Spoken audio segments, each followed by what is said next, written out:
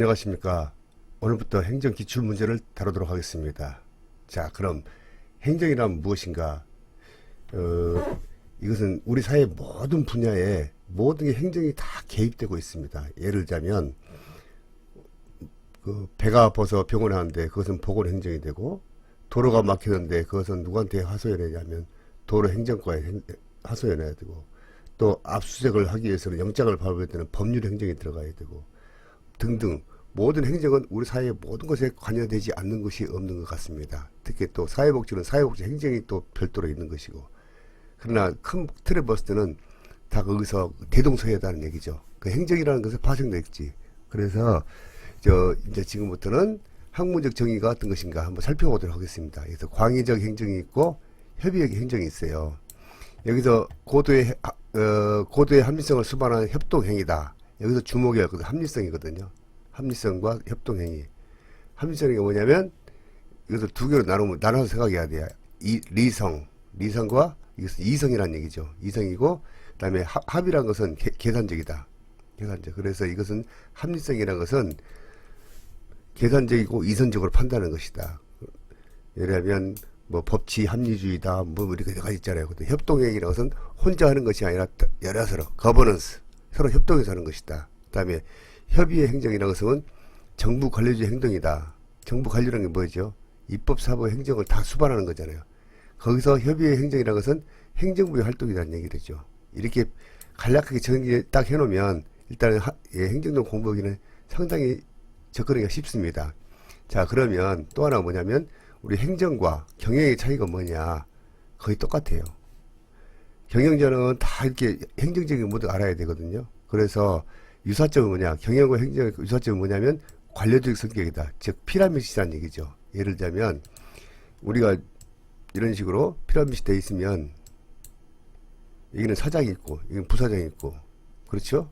그 다음에 행정이라서 예를 들면 구자체 같으면 구청장 있고 부구청장 있고 무슨 국장 있고 뭐 있죠. 시장이면 시장이 있고 그런 식으로. 그 다음에 차이점이라는 것도 뭐가 있느냐?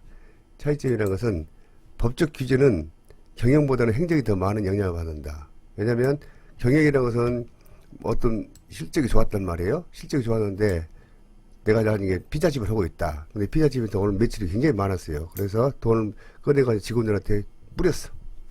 수고비로.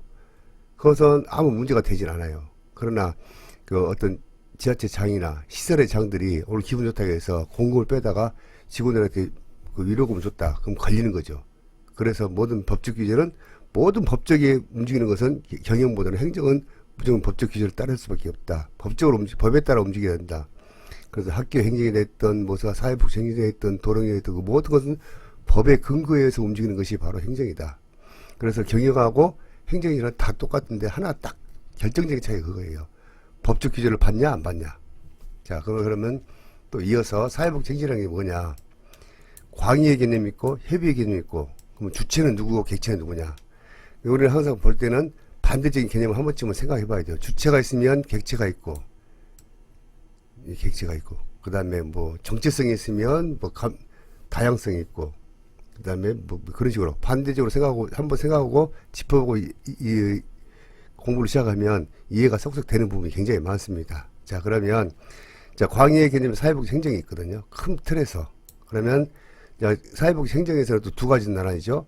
시설행정, 그 다음에 공공복지 행정, 그 다음에 민간복지, 그 다음에 주체가 누구냐, 뭐 사회복지가 일할지, 뭐 장애인시설할지, 뭐 그 다음에 민간시설할지 그런 거, 그것도 다 주체가 되고, 여기 공공복지기관, 그 다음에 객체는 누구냐, 클라이언트, 그 다음에 공공복지 행정은 전 국민의 대상이 해야 된다.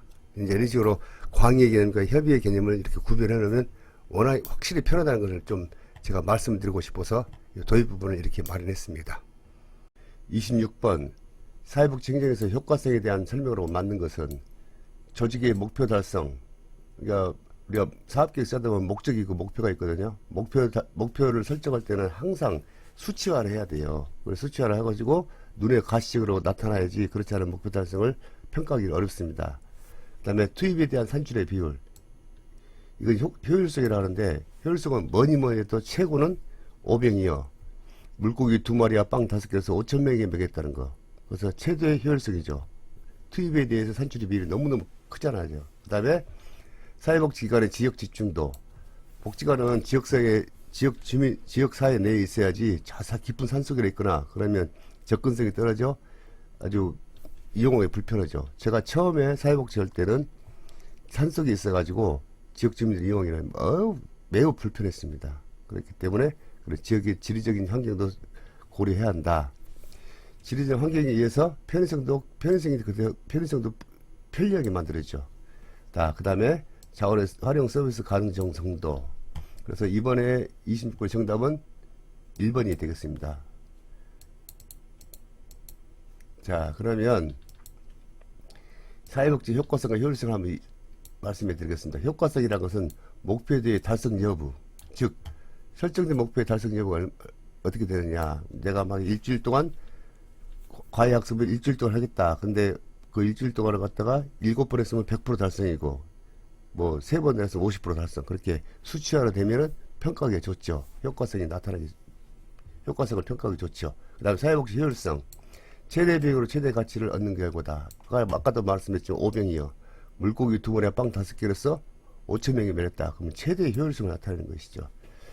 자, 그러면 목표에 대한 평가 방법, 이걸 볼 때는 형성평가 또는 과정평가. 과정평가라는 게 뭐냐면 중간중간. 만약에 과외학습을 7번 하겠다. 근데 그 중간에 한 7번 중에 셋째 날 중에서 몇 프로 달성했나.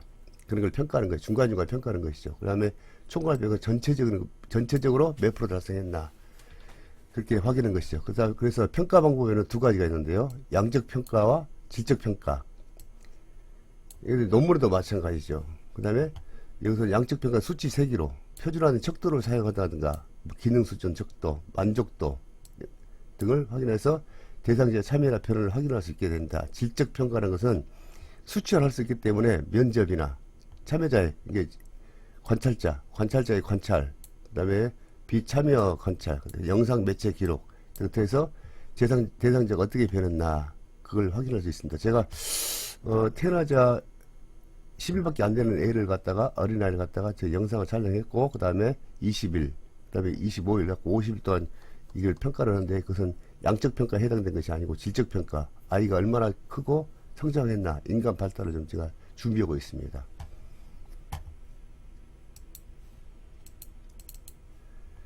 자, 그러면 자원이 뭐가 있는가 봅시다. 자원에서는 인적 자원과 물적 자원이 있고 공시적 자원과 비공식 자원이 있거든요.